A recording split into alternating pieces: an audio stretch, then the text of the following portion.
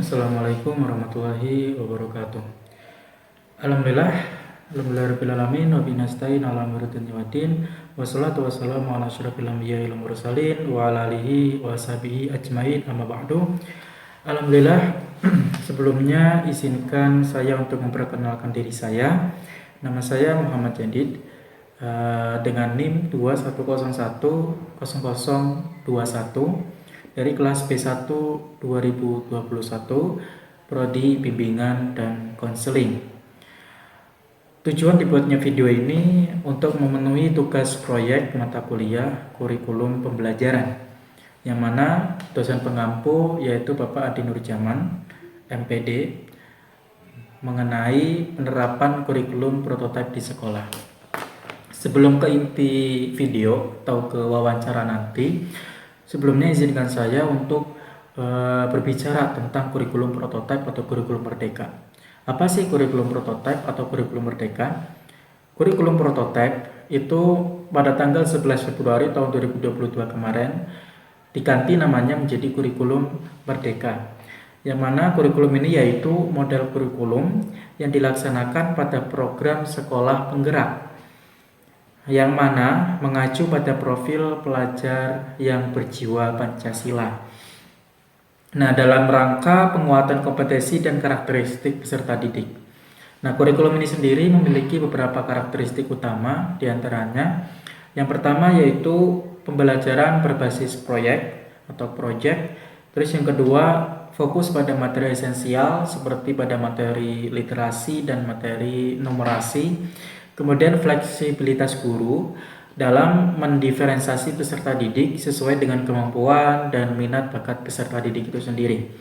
Nah, untuk lebih lengkapnya, alhamdulillah tadi saya telah mewawancarai salah satu guru TK di Kota Cimahi, yang mana sekolah ini telah menerapkan kurikulum prototipe atau kurikulum merdeka ini. Berikut hasil wawancara saya dengan beliau. Alhamdulillah, ini saya sudah bersama Ibu Seni di TKIT Nurul Fikri, Darul Fikri, di TKIT Darul Fikri, yang alhamdulillah sudah menerapkan kurikulum merdeka atau kurikulum prototipe. Di sini saya insya Allah akan menanyakan beberapa pertanyaan mengenai penerapan kurikulum di TKIT di sini. Sebelumnya mohon maaf telah menunggu tadi. Ya.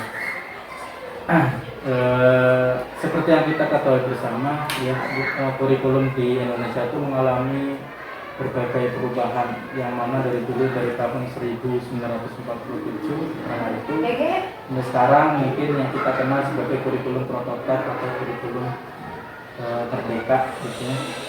Ini saya tanyakan kepada Ibu, bagaimana implementasi atau penerapan kurikulum merdeka di TKIT ini sendiri, apakah berjalan dengan lancar atau ada hambatan? Ya, untuk implementasi kurikulum merdeka ini pada dasarnya untuk di TK sendiri ini bukan perubahan yang besar-besaran ya, karena memang yang ditekankan pada kurikulum merdeka ini kan adalah pengembangan karakter, pengembangan diri, kemudian penguatan karakter anak. Sedangkan di TK sendiri kan memang basicnya adalah tentang itu gitu ya. Hanya saja dalam implementasinya kita diberikan keleluasaan. Jadi sebetulnya ini menjadi angin segar bagi para sekolah gitu ya, yang ingin meningkatkan ciri khasannya, potensinya, sehingga menjadi tidak sama dengan yang lain gitu. Jadi di Darul Fikri sendiri, karena kita itu dari sekolah Islam, jadi kita lebih leluasa untuk menjalankan kurikulum sendiri gitu ya, terutama kan dalam pengembangan capaian pembelajaran ini itu disesuaikan dengan potensi sekolah masing-masing. Jadi kalau kami sih menyambut dengan positif gitu ya dengan adanya kurikulum ini. Implementasi di kelas tidak berubah terlalu banyak, hanya saja memang perlu penyesuaian. Namanya juga kan ini penyempurnaan kurikulum gitu ya. Jadi memang kita perlu penyesuaian. Yang dulunya kita sering berhadapan dengan istilah kompetensi dasar, sekarang dengan capaian pembelajaran hanya pengalihan istilah gitu menurut saya sih, karena di TK sendiri semua kegiatannya sudah terintegrasi dengan kegiatan bermain. Yang diharapkan oleh kurikulum Merdeka ini pun kan sama gitu ya, harus berpusat pada anak. Anaknya harus bahagia, anaknya ya harus bermain. Kalau anak-anak TK seperti itu. Jadi kalau di TK sendiri sih kita kayaknya tidak terlalu banyak mengalami dalam implementasinya. Terus kemudian dalam proses pembelajaran yang menggunakan kurikulum Merdeka ini pasti tentunya juga ada mungkin sedikit kendala atau kesulitannya dari Ibu selaku guru di sini. Mengingat kurikulum Merdeka merupakan ya terobosan baru dari pemerintah gitu ya. Dan banyak dari sekolah-sekolah pun belum menerapkan kurikulum Merdeka ini. Nah, kendala apa saja selama proses pembelajaran di kelas yang Ibu hadapi dengan menerapkan kurikulum ini, serta upaya apa yang Ibu capai untuk memaksimalkan kurikulum Merdeka? Iya, kalau saya sebutnya barangkali bukan kendala ya, tetapi tantangan. Karena ketika kurikulum ini masuk kan berarti makin berfungsi. Yang kami siapkan adalah ya guru-guru gitu, guru-guru kami apakah bisa menyambut tantangan ini gitu ya, karena ini kan harus mengalihkan. Tadi yang saya tadi bilang ya, ketika pelaksanaannya tidak terlalu berbeda jauh karena kami kan lembaga TK gitu ya, tetapi pasti ada istilah-istilah baru yang harus guru pahami seperti capaian dan lain-lain. Nah, itu upaya kami ya berkoordinasi sesama guru dan sesama sekolah penggerak gitu ya, untuk saling berbagi praktik baik.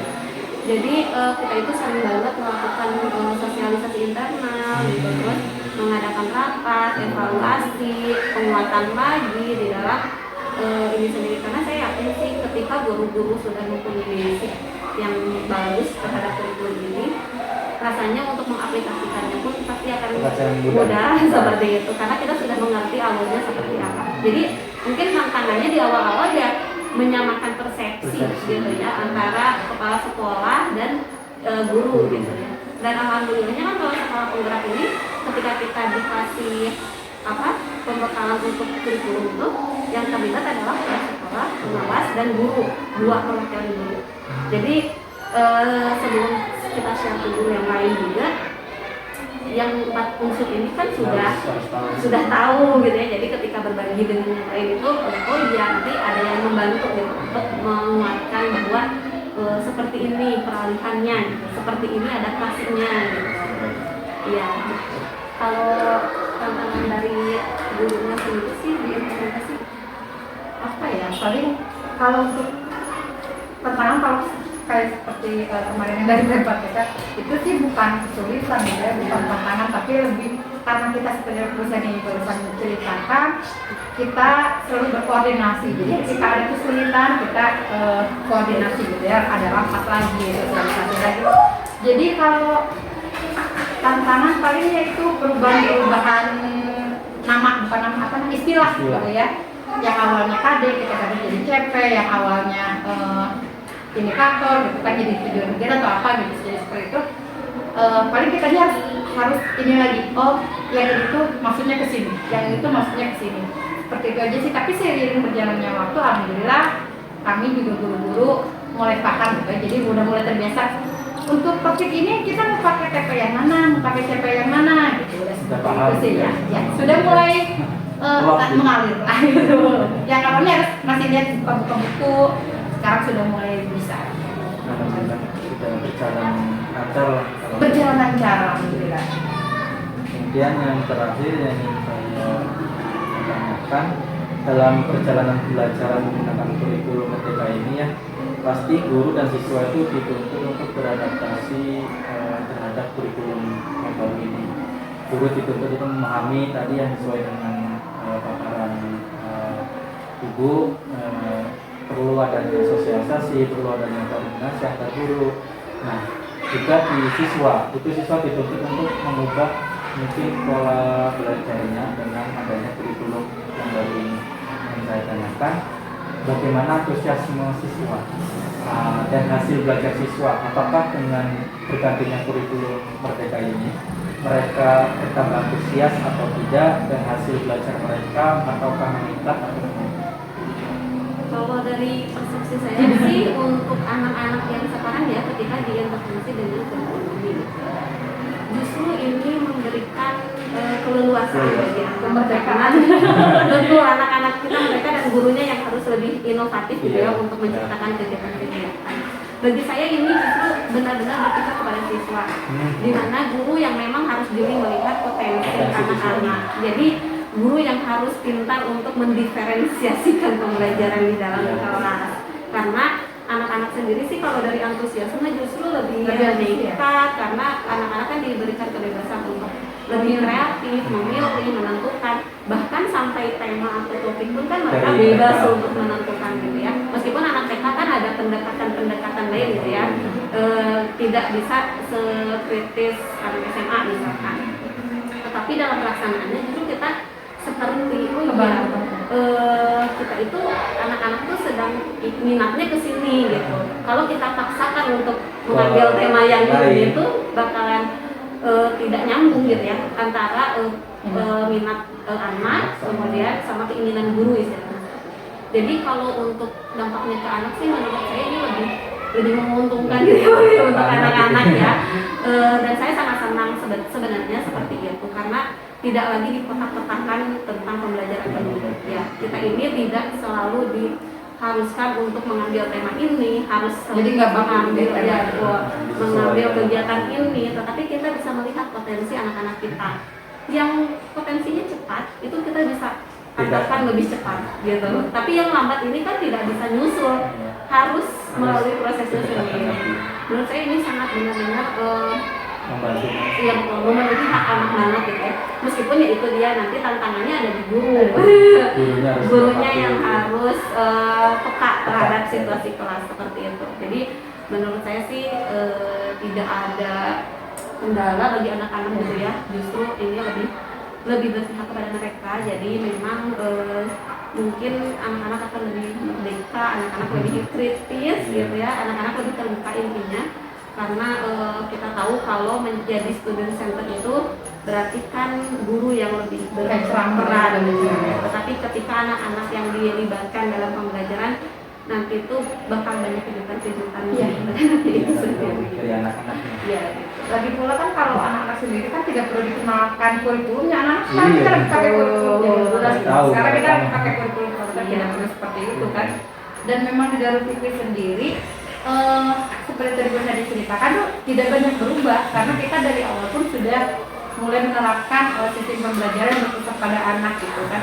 Jadi ketika sudah mulai menggunakan kurikulum merdeka ini ya serasa udah sejalan aja gitu. Jadi anak-anak juga nggak kerasa timplang banget gitu. Jadi mereka tetap berjalan seperti dan biasa. kita pernah melakukan survei ke orang tua gitu apakah ada perbedaan atau tidak, ya orang tua justru tidak terlalu merasa ya gitu, karena kan yang tahu kurikulum ini tuh kan hanya guru ya gitu ya. Orang tua kan tinggal hasilnya gitu. Barangkali mungkin perubahannya kayak format telepon berubah kayak gitu kan, administrasi. Tapi kalau secara pembelajaran justru tidak terlalu signifikan gitu ya, untuk asalnya mungkin nulis terus sekarang jadi main terus enggak gitu. Jadi karena peralihannya juga mungkin cukup mulus jadi nggak terlalu terasa. Iya sih kalau di sekolah kami alhamdulillah. Berarti alhamdulillah kurikulum merdeka atau kurikulum prototipe ini sangat berdampak positif bagi sekolah yang telah menerapkan. Yang mungkin bisa diikuti oleh sekolah-sekolah lain untuk menggunakan kurikulum merdeka ini. Intinya kalau ada perubahan jangan panik gitu ya. Iya, Jangan panik, tetap belum apa-apa, belum coba udah berubah lagi. Iya. Tetap ikuti jalannya aja, ikuti alurnya biar sama-sama enak gitu mungkin. Iya. Ya, itu aja mungkin wawancara dari saya. Terima kasih waktunya, Ibu. Mungkin mengganggu gitu ya.